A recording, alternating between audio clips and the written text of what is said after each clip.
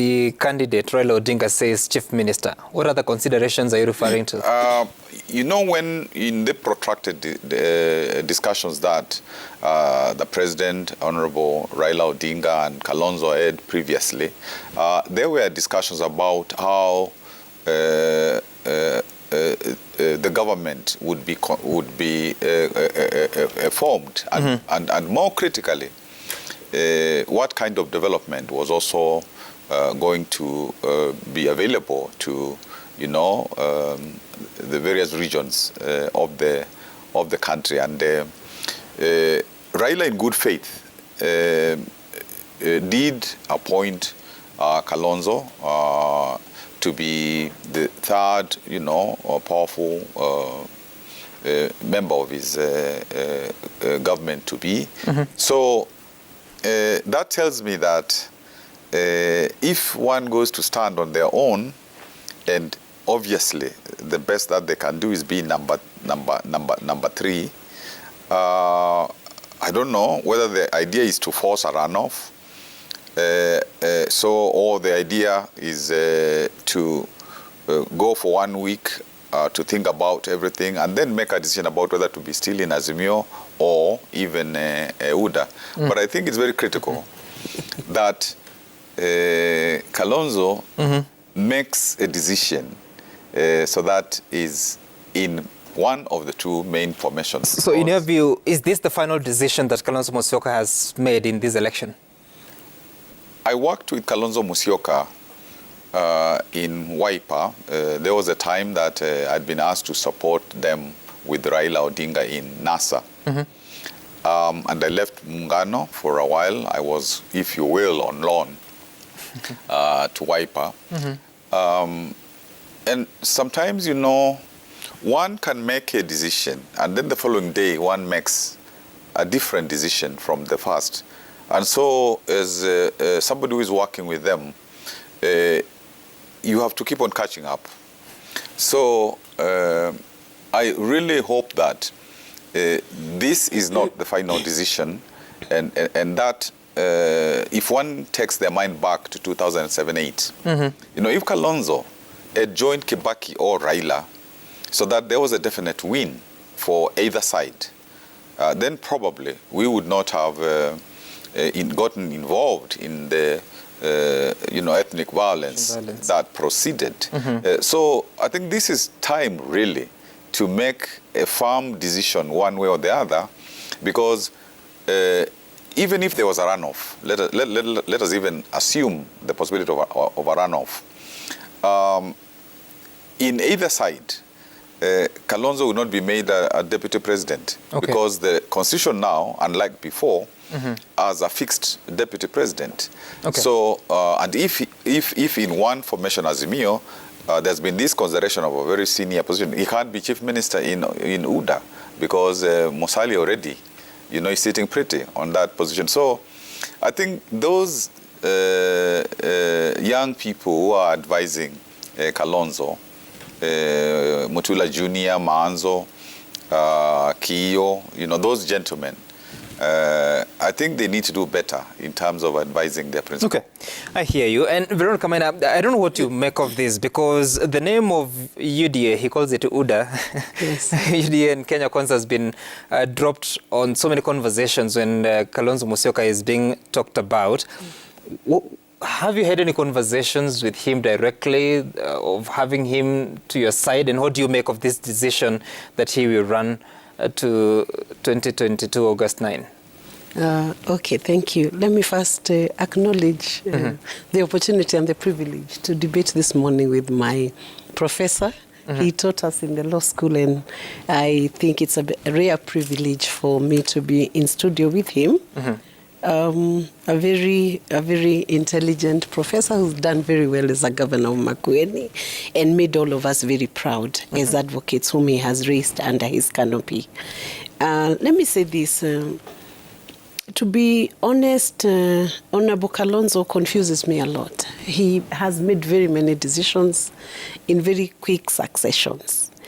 But sometimes I tend to think that some of his actions are delayed. The decisions they come in too slow. in the sense that, for instance, he said he did not want to face the interview panel to see whether he would qualify as a running mate to Honorable Raila. And he proceeded. He told the whole world he would not go for that interview. He bound himself. His immediate supporters and the inner core agreed with that suggestion, and they tweeted and posted everywhere. Then on the day when he was supposed to appear, he did not appear the first instance. Then he got another chance, and we saw him trooping in, and everybody was, oh, what is he doing? So I see his action now and his decision to unveil himself as a presidential candidate, based on the disappointment he received when he realized that he was not being picked as a running mate. So I wonder whether this was an afterthought or a card which was hidden to be taken out last minute. And in governance, you need a very stable and almost predictable style of leadership, where your members can feel you are headed from point A to B, and that you are not charting that course midway through, midstream. So for me, I find it very confusing that he even had this card of vying as a presidential candidate. One must ask themselves, how would it have been if he had made this decision a month away from now, a month before those interviews? Would it have portrayed him as a decisive leader? What I would say is this, as a coalition anyway, I almost understand him in the sense that it's not a very predictable and good coalition. Maybe the decision making is centered on one individual. And why do I say that? We have seen Governor Kingi bolt out of it with the PAA and head straight into Kenya Kwanza coalition. We have seen Governor Mutua with the Maendeleo Chap bolt out of this coalition, Azimio, and as a result of which Kenyans have now confidently named it as Kuzimia, because they see as though it is dwindling the fortunes. Yes, name? I have said the Kenyans what the social media is saying. It stay there? Yes, it can stay there. But I'm saying that the fact that people feel they are unstable within, key partners within the Azimio feel uncomfortable with it, means that there is something not going correct. And this is where there is a misstep in the decisions that Kalonzo has made. But he has finally now unveiled himself, or Wiper has unveiled him as a presidential candidate. I'm asking myself very many questions about what timeline is Wiper using, because the timeline for doing this kind of an action, a nomination of a presidential candidate, we had a different timeline from the IBC, and the timeline was shut. Or did they do a private NDC, and is his wait and see approach so that he can make a decision? It appeared as though he waited to see how Azimio would decide regarding the running mate, and then he now makes a decision after. And of course, if I was to look at him and predict what he's about to do, I would think that he will still make very many decisions which may not be very steady. But coming to just whether... Hold that thought so that you listen to what he said himself. He might answer your question that you're raising here. Of course, you're speaking yesterday after it became clear that Martha Karua was to be the running mate of Raila Odinga.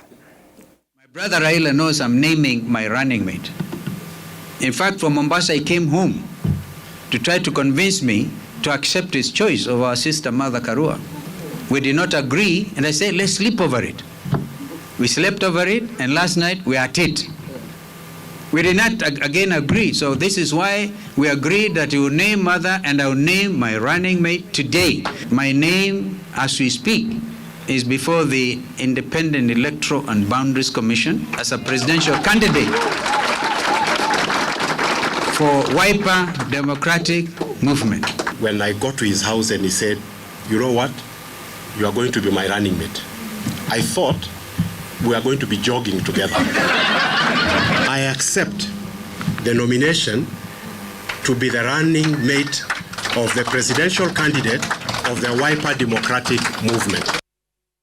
Well, I must say that I take note of what Sunkuli just said, that he thought he was going to be jogging mate. A jogging mate. Then he's actually separates running mate to running mate. So yes. Really, I don't know what that means. But what I would say is maybe that answers your question. And as you finish your answer, also tell me, if Kalonzo Musyoka was to cross over and work with Kenya Kwanza, what would be his playing position?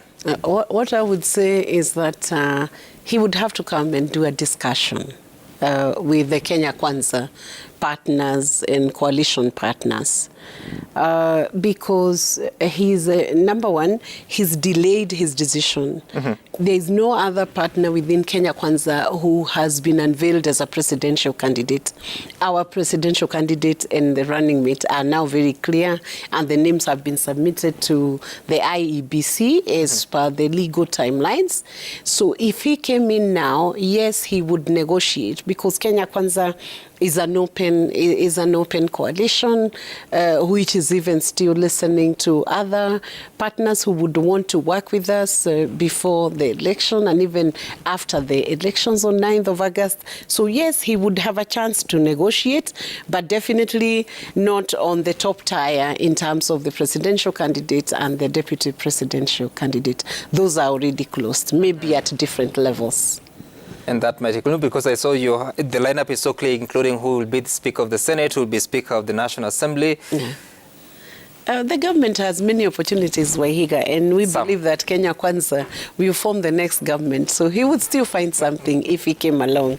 My name is Sam, not Wahiga. Yes. Sorry. Bobby, what do you make of this conversation, and what has become...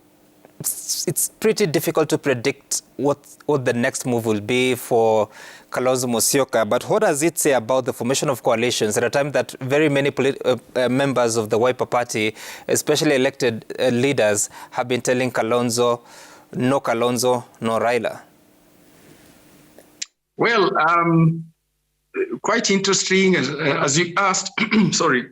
I think I said this last week in your show, that the negotiations and the formation of the coalitions and even the invention or innovation of what we are now calling, this creature we are calling the coalition party, where we have a party formed from incorporated bodies, political parties. I think this is still out there being examined by the courts around its constitutionality. But there we have it. But it shows you the multiplicity of interests and issues, personalities that seemingly, are represented by these vehicles called political parties, which in turn form the coalition. So I think with Kalonzo Musyoka, what I would say is that I'm surprised by anyone who is surprised by his moves, because I think he's been very consistent in his politics, but he's in consistency. And I think by now, those who have been dealing with him, negotiating with him since I think 2002, we go back to the formation of NARC Rainbow government. I think by now they should know that Kalonzo's word may not be final at the time when you leave the table or when you're signing an agreement. But I think in this instance is making, and I think a professor observed this, that he may be making a tactical move. In the sense that he has decided, since he's not going to be named the running mate in either of the front-running formations, Kenya Kwanza and Azimio, he may as well go it alone, prospecting for playing a major role. And we may use a cliche, actually playing a kingmaker after the elections, because the likelihood, if we are going to go by what the pollsters are showing us, is that this is going to be a close run, with the running mates now being unveiled, the electioneering strategies and tactics are going to change. We are going to see definitely a shift in numbers. But by all intents and purposes, and when you look at the history of our electioneering since the Constitution of Kenya 2010, and with the demand of the 50% plus one, the likelihood of us going into a runoff is high. And so this is where I think Kalonzo Musyoka is positioning himself to hedge his bets around that period. Yes, as had been observed earlier by a previous speaker, that yes, probably the issue of him being running mate in either of the formations is now a foregone conclusion. Okay. But in terms of him and his party and the interest that it is seeking to achieve through this process may probably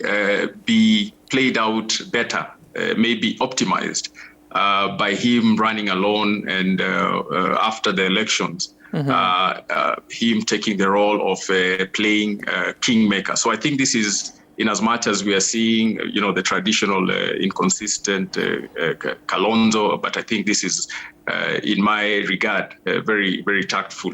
And I think he has seen that this is his best option going forward, that whatever percentage he may accrue from the elections, these elections, him, and also we should not forget the fringe candidates, the small numbers that they do accrue. Right.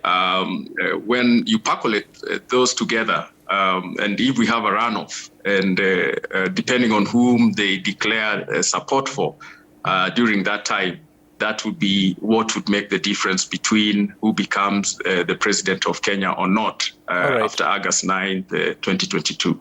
Yes, and of course, we know that there are several aspirants that have presented their papers to the IEBC. There were 46 independent aspirants that were cleared by the registrar of political parties to go and present their papers to IEBC. We'll be hoping to know by the end of the exercise of clearing candidates who will be on the ballot. But Fred, of course, the panelists here appear to suggest that what Kalonzo Musyoka, yes, Fred, that what Kalonzo Musyoka announced yesterday would appear to be an interim decision. There's more that is to come. When your party chairman is participating in that, you call it roaming diplomacy, what is the expectation this time? Because as he was announcing his candidature, he was also being announced as a nominee for Chief Cabinet Secretary, and there's not so much time because now it's 84 days. So how much more are you willing to wait as KANU to rope Kalonzo and Wiper back to Azimio? Well, unfortunately, we appear to have lost the connection with Fred. If we're able to reconnect with him, we'll be in a position to bring him on board. But Prof, then, looking at what just happened yesterday, how does that affect the roadmap of Azimio? Because already there are certain positions that Raila Odinga said that Chief Minister or Chief CS will go to Kalonzo Musyoka, Land CS will go to Hassan Joho, National Treasury CS Wycliffe Oparanya. How does that change the matrix? Well, I think, as I said earlier, Raila did keep his word by getting Kalonzo to be the third, most powerful person within his government because of their long history. And we must remember, in both Azimio and Kenya Kwanza, one of the major considerations of picking a deputy was the number of votes that they were likely to attract. And I think, although for Mother, one of our strongest points is our reform credentials, but also both presidential candidates picked from the Mount Kenya region, because there's a huge vote out there which can't be compared with any other regional vote. But I think it must be emphasized that in some of these negotiations, it's not that positions are being given to individuals. The regions, all regions want equity in terms of government appointments, in terms of development, in terms of, all aspects of government. And therefore, whatever it is that Raila did promise for Kalonzo is still available, for that community. And that's why I think that Kalonzo, if he proceeds to stand as an independent through Wiper, the community is going to ask itself, Kalonzo will not really succeed, so even if he was to go to KKA, he wouldn't enjoy, the same position as in Azimio. So the community will say, we will not waste our votes. We are going to stick with Azimio, and whatever was promised to. Is that the mood, or that's the campaign message you'll be delivering to the people of Okamba? That is the reality, because these things are firm things. Because Kalonzo actually negotiates hard, and I think he was able to extract quite a lot from Raila, but he wanted to be deputy president because he thought that's how later he could possibly get to the presidency. So I think that the lower eastern community is going to say that we will stick where we can see clear gains, and therefore even in terms of Kalonzo's presidential candidature, attracting so many votes that he may force a runoff. That is still, in my view, questionable. But I do believe the elections are going to be are likely to be quite close. Both formations are very competitive, and that is why it's necessary that we have a campaign where we don't call each other names, where we don't do that stuff, because later it's possible that we will have to find a formula for working together. And Prof, I hear you say that Kalonzo Musyoka was able to extract a lot, and I don't want to extract that from you. What was that? Because yes, you've been told of the chief minister, but what else in terms of sharing of government, especially for the Wiper Party or the region? Just like in the other formation, Kenya Kwanza, these negotiations are not just about one position. They are about, how is government going to be shared? How is development going to be actualized in, all regions of the country? So the negotiations today are different from earlier negotiations where probably somebody just asked for one position and that was it. And you can't sustain a coalition if you, negotiate that way. And so I do know that, just like some indications came out of what is going to happen in Western Kenya, what is going to happen in Western Kenya coast, Mount Kenya for, those were also similar indications in terms of reaching out. So what proportional share of government was Ukambani to get, or is Ukambani to get in Azimio? Those negotiations, of course, are best articulated by Raila Odinga and Martha Karua. But I do know, in terms of those discussions, the Kamba community as a region was considered as a major region, which required, because also of history of marginalization and all that, water issues, roads and so on. There were very definite things that were on the table. Okay. All right, I hear you. And Veronica, he says that part of the reason of picking Martha Karua, apart from her credentials, is also because of the region she comes from. And your candidate has also picked a running mate from the region, actually a neighbor of Karua, if you to talk about Kirinyaga and Nyeri. So who has the upper hand? Maybe that question is obvious in terms of the answer that you'll give me. Yes. But what impact does Karua bring to the mountain, in your opinion? Okay, first, let me say, Sam, is that you're asking Professor very hard questions about the details of the Azimio agreement, coalition agreement. That agreement is opaque. It's not provided to the public.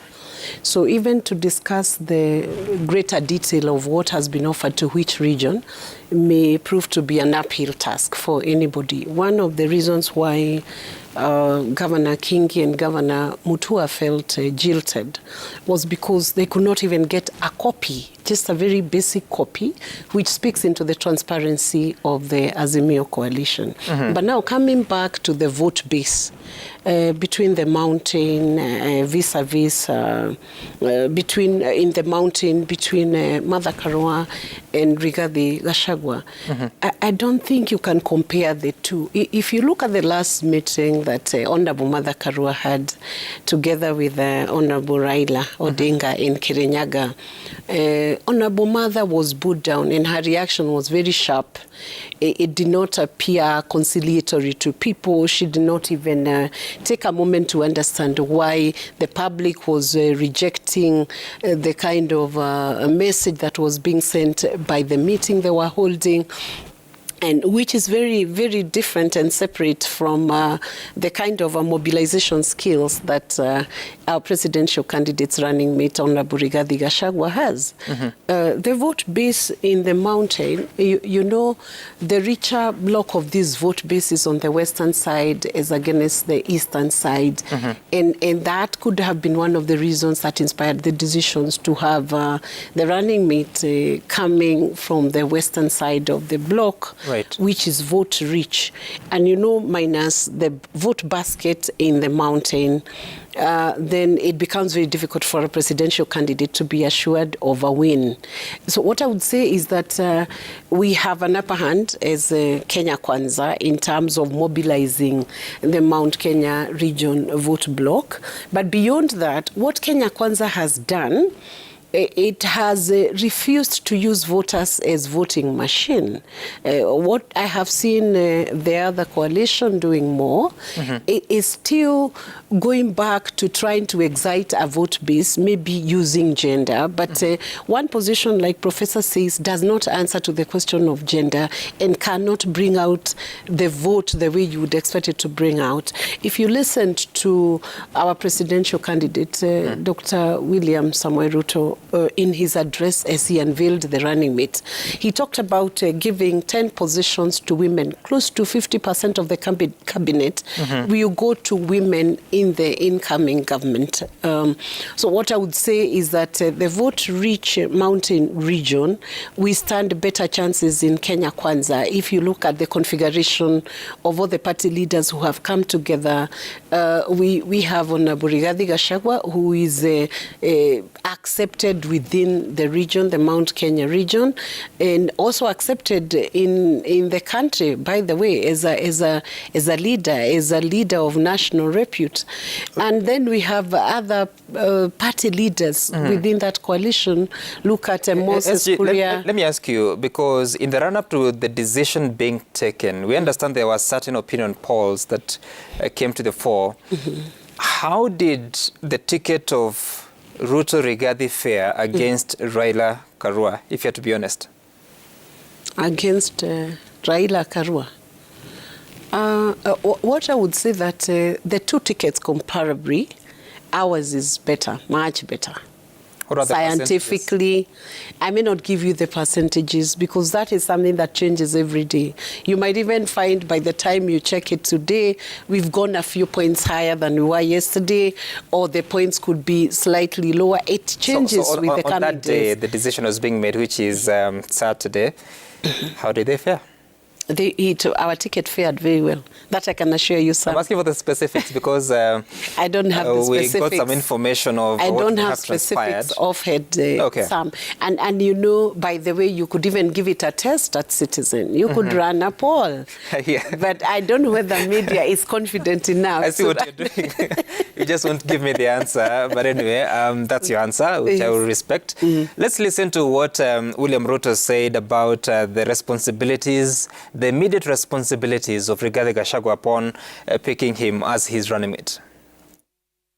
And we have every intention of making sure that every Kenyan is treated equally, irrespective of where they are, and access equal resources. So, hiyo 1 shilling, 1 Kenyan is at the center of our bottom-up economic model. The Deputy President under the Kenya Kwanza Alliance will also perform real duties that will be assigned to him by the President. I say this because it is important that every constitutional office must work for the people of Kenya. Right, and shortly after that, William Ruto assigned Rigathi Gachagua and Moses Kuria the responsibility to take forward the conversation about restoration of the economy, their words. Let's listen to what Raila Odinga said about the responsibilities of Martha Karua as soon as they ascend office should they win the election. Finish business of making our constitution. And I want this done because when the late Mwai Kibaki and I put for the 2010 constitution, we admitted that it was a work in progress and it needed some further work. Within the rule of law, any desires to look at our constitution will be pursued, but within the rule of law. That is the mandate that His Excellency has bestowed on me. Okay, all right. So those are the conversations about the two formations. And Bobby, when you listen to this conversation, of course, William Ruto says that the office of the Deputy President needs real responsibilities. The Constitution talks about him being a principal assistant and a person who would step in, especially when the President is not able to continue serving or acting as president at that time for different reasons. Then Raila Odinga says that Martha Karua will also be the cabinet secretary in charge of constitutional and justice affairs. Are there any gaps that necessitate this assignment, or is it a political problem that is getting such a solution?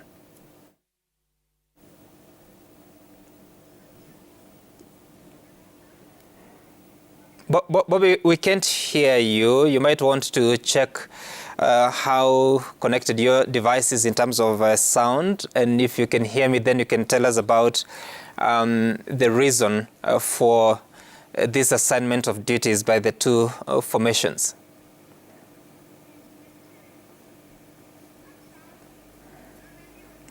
Bobby, we still can't hear you. Your device might be on mute. Do you mind checking that? And as you do that, you okay now? Bobby? I think what the two formations and in terms of what they're thinking about the assignment of the deputy presidents or the running mates brings to the fore one vital thing about this position and how it plays out in our political environment, considering that we are still top-heavy in the mobilization and organization of our politics, are still very much ethno-regionally driven. Now we are trying to infuse aspects of gender, include those who have traditionally been marginalized, We still have a way to go in achieving this.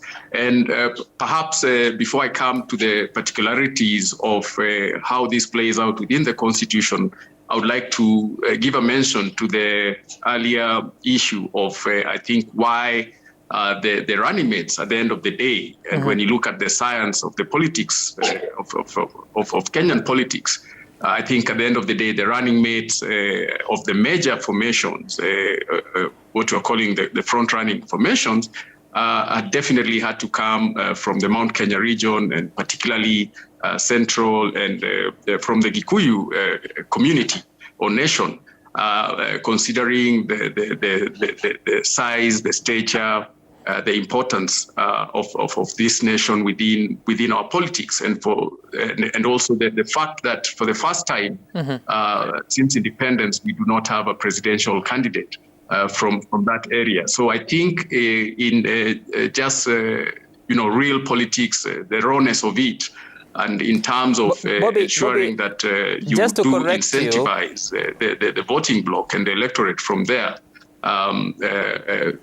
As I said, first, with the importance of and the stature of the electorate, but also incentivize them to come out on August 9th to vote, then there had to be a big stake from the area. And I think that's why both formations had to have running mates from that region. When we come to the particulars of the duties and responsibilities and powers that the running mate or the deputy president will have, we have to go back again to the history of the negotiations that we've had, whether it was the Uhuru, Kenyatta and William Ruto, the Kalonzo Musyoka and Raila Odinga negotiations. What we have learned is that these are tough negotiations. The deputy president, I think going forward, is going to be a strong political player. And that's why you're finding that these negotiations are taking time. The formations are using different strategies in ensuring that they come up with a deputy president or a running mate who, one, assures the substantive candidate of victory, but also in negotiating at this stage. And that's why we are hearing positions, nominations being made even prior to the elections, and it's because of the multiplicity of interests that must be secured at this stage. So I think going forward, and both formations have named very important and powerful constitutional, economic, social functions for the deputy president. But I keep repeating this. Going forward, I think Kenya no longer will we have deputy presidents, the style of, if I may use a subservient, late President Daniel Arap Moi when he was vice president to Kenyatta, and thereafter again the vice president Mwai Kibaki to Moi. You know, that type of deputization of the presidency, I think, is long gone, and that's why we are seeing this level of negotiations and stakes being achieved at this stage.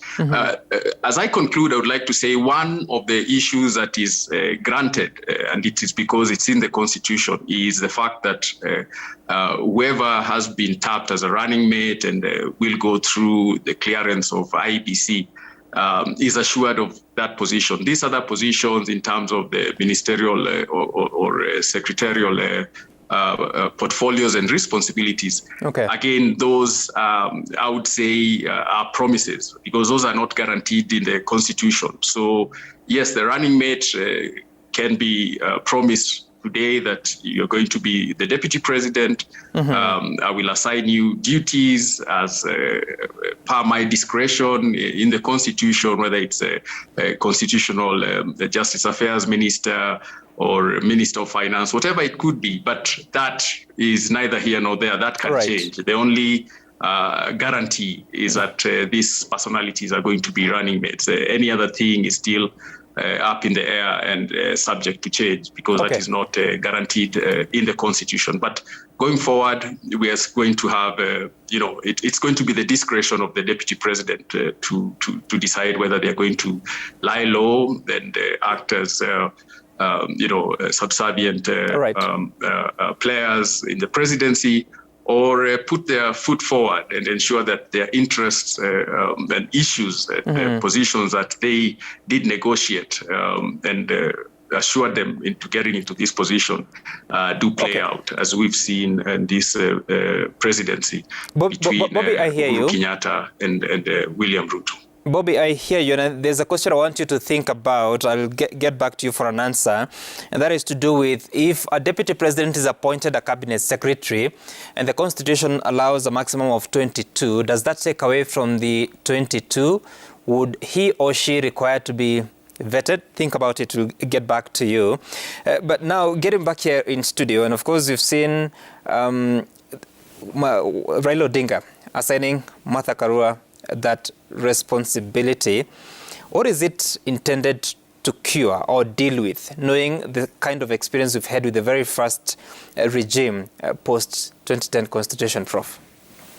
Well, maybe before attempting to answer that, I think going back to the discussion about choice of deputy president, I was very excited when it appeared as if Professor Kindiki would be named deputy president of KKA.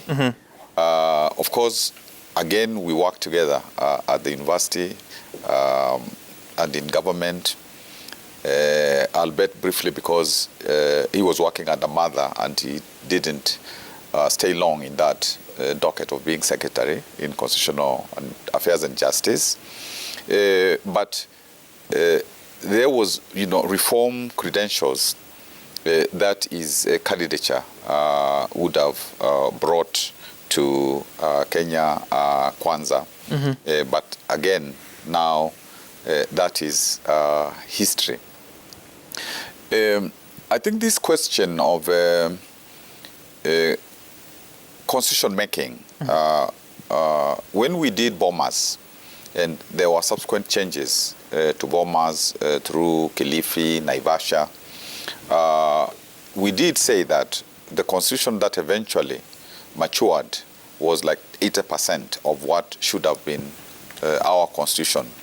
But of course, it was also admitted that Kenya's constitution 2010 was one of the most potent constitutions on the continent. And I still think that is the case.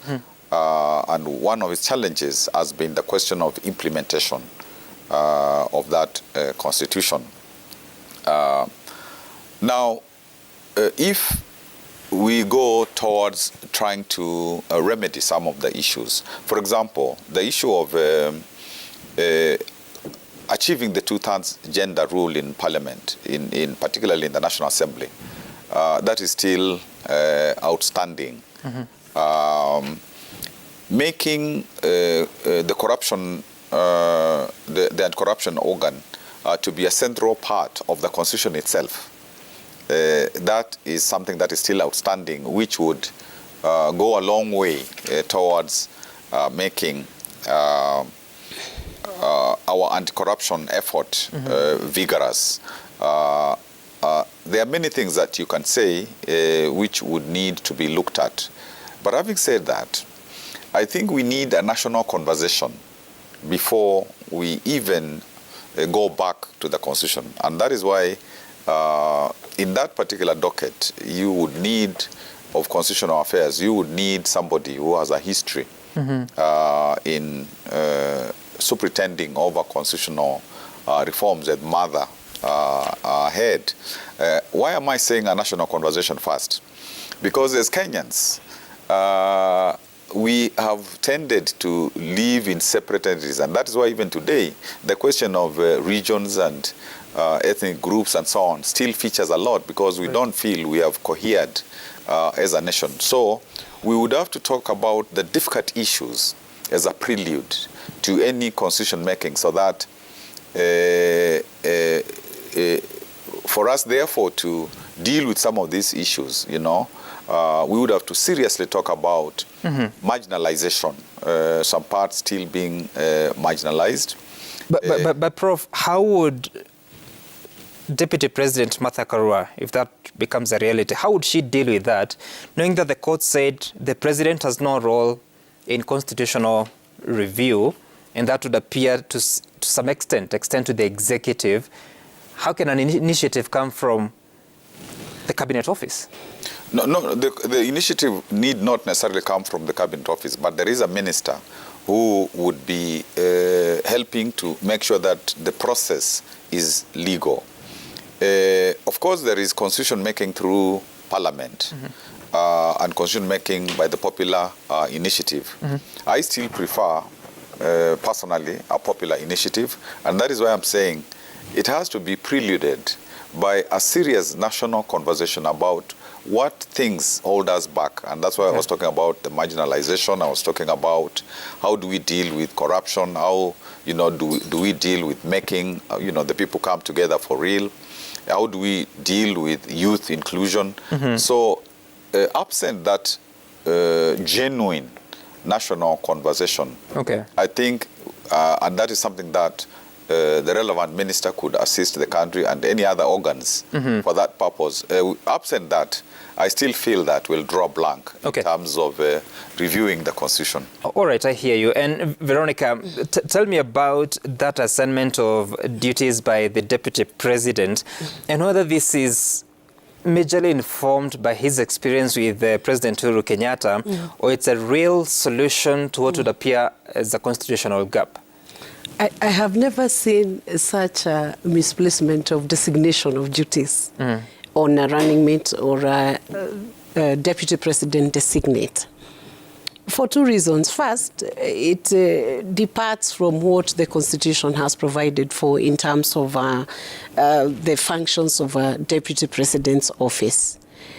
What I see when I see the insinuation of mother becoming a cabinet secretary for Minister of Justice and maybe Constitutional Affairs, that means that the thematic focus of Azimio coalition is the constitutional amendment. It's like a reintroduction of or a revival of the BBI. And I think what Honorable Raila forgot is that mother was among the lawyers who went to court to oppose the BBI. I think that was just the other day. It's not even 2 months, and BBI did not see the light of day. So it appears as though Azimio's focus is the introduction of the BBI or constitutional making, because their perception of the issues that affect Kenyans is about the constitutional making. And there is no justification. Even the issue of gender cannot justify the constitution-making process, because we have already seen the principle of two-thirds gender rule has been introduced in the Constitution. What the nation was supposed to do and the Parliament was supposed to do was to bring in legislative changes and legislative action that was going to cure the gap that was not that was obvious and apparent, and that hindered the movement of women into both houses. But the thematic difference between Azimio Coalition and Kenya Kwanza Coalition is that Kenya Kwanza focuses on what is affecting Kenyans now. What are the main issues that are ailing the Kenyans? Is it the economy? Is it job creation? Is it food? Is it health, water, agricultural, minimum returns for agricultural produce? And that is why UDA came up with a bottom-up economic model, which is the thematic focus that is needed to heal the nation, cure Kenya, ensure there is food on the table. So if any voter is looking at what is the ideology of these two coalitions, they just need to look at what are they focusing on. Are they focusing on food, water, education, health, or are they focusing on changing the document? Because the question Azimio needs to ask themselves is this: after making the constitution, then what? What do you want to render with that constitutional making? And as you ask that question, one of the roles that will be assigned in the government of Kenya Kwanza, if you're in election, has been Prime Cabinet Secretary. And that would appear closely consistent with a Prime Minister in the older dispensation. How do you create that? And is there a desire to review some of the assignments within the Constitution for Kenya Kwanza? I think the idea is to optimize the offices that are in the Constitution to ensure that they deliver the product that is intended to be delivered to Kenyans.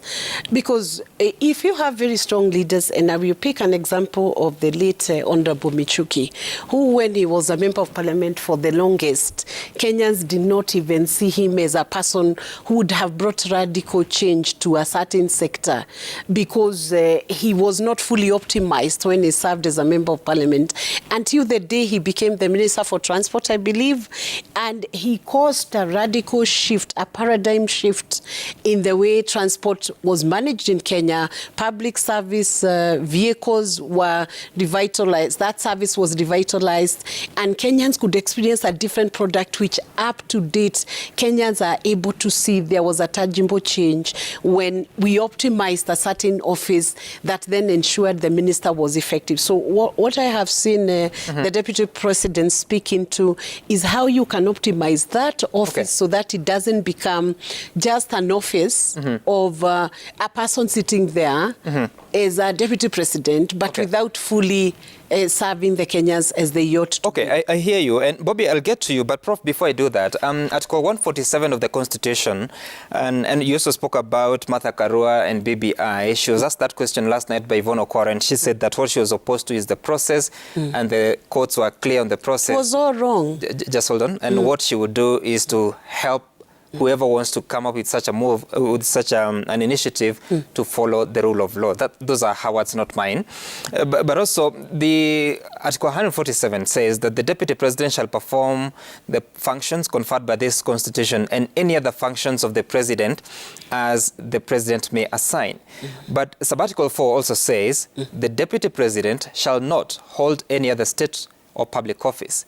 So how do you reconcile that provision of the Constitution vis-a-vis Raila Odinga saying that Martha Karua will also be Cabinet Secretary, and you know CS is a state office, another state office? The prescription we get all the time from Azimio is a misstep even in the Constitution. So once again, Can it you allow is the him truth. to respond? Because it's his question.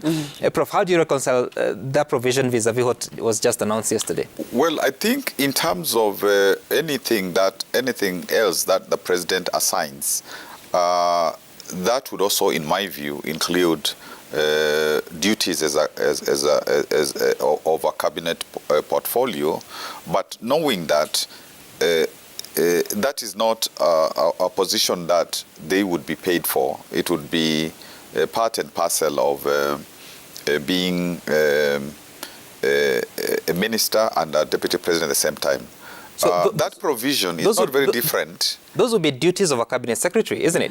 No, but what I'm saying is that is not very different. The provision is not different from the earlier constitution, where vice presidents and vice presidents were also appointed, particularly as Home Affairs ministers, and it is similar language. So I don't see any contradiction there. But of course. You see, what I'm saying is, Prof, and sorry to repeat this, Article 147, Sub-Article 2, I'm not a lawyer, so I don't know. You are the professor of law here. The Deputy President shall perform the functions conferred by this Constitution and any other functions of the President, as the President may assign. Then Sub-Article 4 says the Deputy President shall not hold any other state or public office. Well, I think for Honorable Raila to make that decision, he must have sought legal opinion, and I'm sure he got it.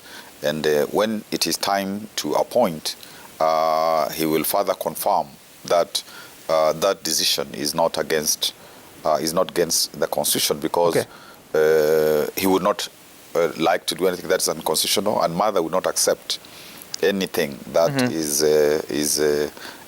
unconstitutional. But there is a gray area there.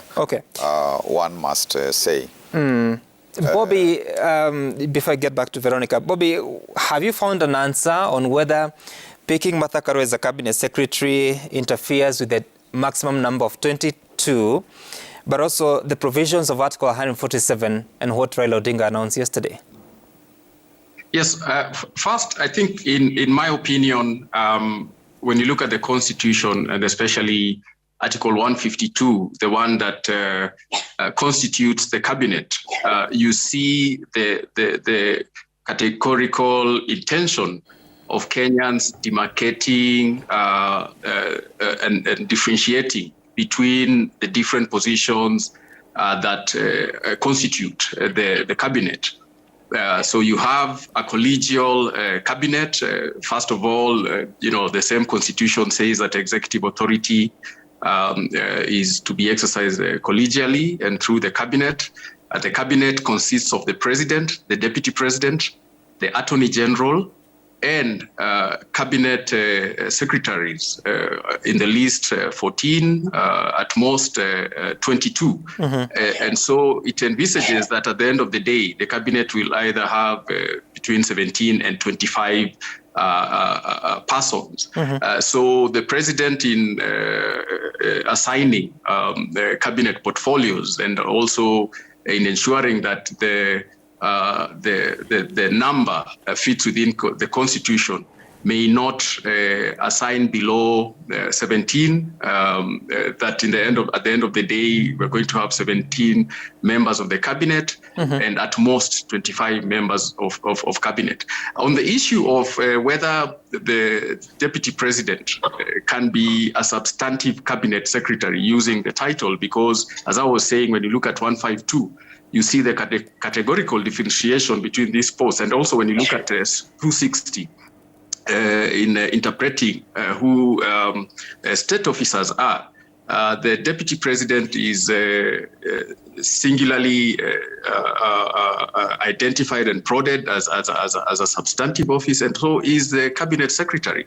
And so it would be, as you read under 147, I think a mission in collision with the Constitution for the deputy president to again be assigned the title of cabinet secretary. Yes, the duties and responsibilities that appertain and attend to that office of a constitutional justice affairs minister or a portfolio may be assigned to the deputy president without substantively mentioning that he or she is a cabinet secretary, because again, those would be two positions. If you look at how Article 152 and 260 seek to differentiate these offices. Yeah. Bobby, is the work of constitution and justice, is it a function of the president? Sorry, say that again, please. Justice and constitutional affairs, is it a function of the president? Yes. I mean, the president can take up, portfolios and duties and functions. And again, the organization and philosophy of his or her government, comes from, even now we're going to see manifestos. So being attended by the different formations. And so depending on that philosophical, tactical and strategic approach, this office could be in any government. We've seen governments where we've had a substantive cabinet secretary. We've had others where these roles have been left with the attorney general. So it depends on how a president or a presidential candidate envisions or visualizes his government, its philosophy, and strategically how he wants to pan out his promises to Kenyans. That's interesting, because the reason I'm asking that is because the functions of the president are contained in Article 132 of the Constitution. There are so many, I'll not go through them, but it doesn't specifically state about, because it's, for instance, it shall nominate and with the approval of the National Assembly appoint or may dismiss several officials, including CAs, Attorney General, Principal Secretary, High Commissioners, Ambassadors. The President shall chair cabinet meetings. The President shall perform any other executive function provided for in this Constitution or in national legislation. So I'm just wondering whether, if you're saying that you assign Deputy President certain functions, do they have the coverage or are they covered by Article 132? What is your take, Veronica? I think Honorable Mother must be sharp enough to see what this designation is with a reality focus. This is a demotion of the role of the office of the Deputy President, because she has now been taken down to the Minister for Justice and Constitutional Affairs. And that should already tell her, if she assumes that office of the Deputy President, she's not going to be acting as a Deputy President. She will be demoted to the position of a Minister for Justice and Constitutional Affairs. Because at her unveiling, why would she not be affirmed as a Deputy President, but assured of a position as a Minister for Justice and Constitutional Affairs? That's my first take, that she would actually be demoted, and she should be very curious why that assignment was done openly. That's one. Number two, that proposal by Honorable Raila Odinga to appoint her in that respect, as both as a minister and as a deputy president, when the constitution is so clear, the stipulations of that constitution is so clear, then is not available in the current constitutional dispensation. So unless Honorable Raila is saying that before she assumes office, they are going to amend this constitution through whatever means they are going to amend to allow for a person to assume two public offices wrapped up in one, then there is a total confusion, or once again, there is a hidden document which is not reading, just like we can see the Azimio coalition. So for me, I would say that proposal is not available in the current constitutional dispensation. It is totally misplaced. It would reduce the number of ministers that would be needed in that cabinet, and she must wake up and smell the coffee. Prof, what's your final word? Because you need to... Yes, I think Veronica is seeing, Eden... documents everywhere. And I know for a fact that the Azimio coalition agreement, all our general secretaries, and therefore it's in the public domain. And in actual fact, I left my iPad in the visitor's place, and I would like to share that document with Veronica. An email address. Because in a WhatsApp.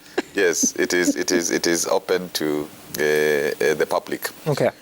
This question of constitutional review is part and parcel of what the national government does, and therefore it can't happen without some guidance from the national level. So the question is it a minister to do it?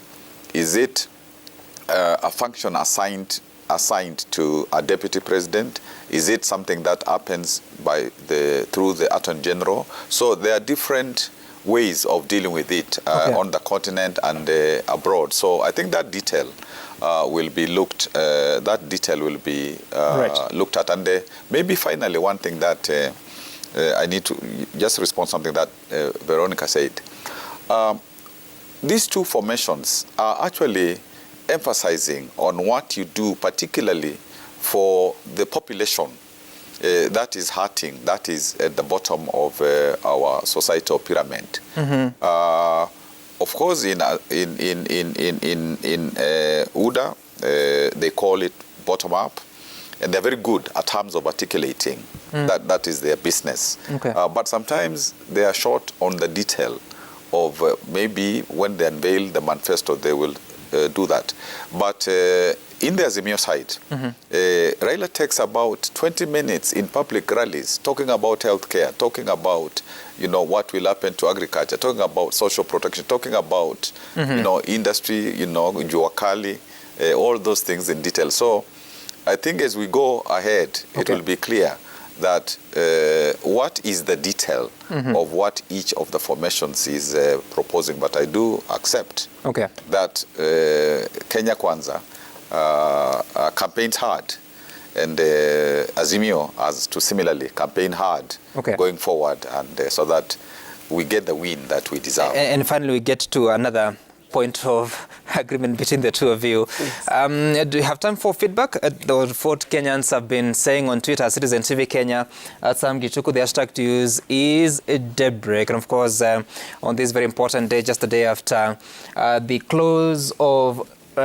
announcement of running mates, I'm disappointed that Kalonzo, being as senior as he is getting misguided by these young boys, quote unquote. What do you mean? By the names of Manzo and Mutula Jr. It is the high time he dropped his pride and joined Azimio, otherwise he'll be totally finished. Ukambani is Azimio. That is Mutavi Mbuvi. Pius Muthuiv, tell Kivuda that Kamba community shifted long time ago, but they gave us deaf ears to where we wanted them to be, not in Azimio. Our hearts and minds are in Kenya Kwanza. Picking Karua changes nothing. It is the project we reject. Kalonzo wasted his time. Chalo Wodroze, Kalonzo Musyoka has taught Gideon Moi a hide-and-seek kind of politics. Gideon should reason individually without being influenced by anyone politically. Kamba Nation will not follow a leader who doesn't have a stand politically. Engineer Lazaro, very important movement for all women in Africa. It's now clear women should fight for all positions. Very big step for Raila to choose Kirinyaga Iron Lady to help him run his administration. Okello Mwalimu, Kalonzo's consistent inconsistencies need not worry anyone. Over the years, son of Sekuru has been held hostage by emotional and irrational, political grin. That's a little abusive. Prophet, you say Kalonzo did not come to Azimio as Wiper, but as Oka. And if they had planned to have Martha Karua as his running mate, then they have no reason to complain because Martha is a One Kenya Alliance candidate. I thought she had said that that is over. Quinos Pacho, take this to the bank. Kalonzo has not left Azimio on Kenya. He is just hyping his support base and attempting to negotiate more for his lieutenants. By next week, you will see him back again. He can't afford to be jobless anymore. That is Pacho tweeting us there. And of course, thank you, Professor Kivuda Kibwana, Governor of Makueni, Veronica Maina, Secretary General of UDA, and earlier on we had Fred Okango and Bobby Mukangi joining us virtually. Thank you for making time for us, and this conversation continues. Up next is Matter Social. Stay tuned. My name is Sam Kituku. See you again soon.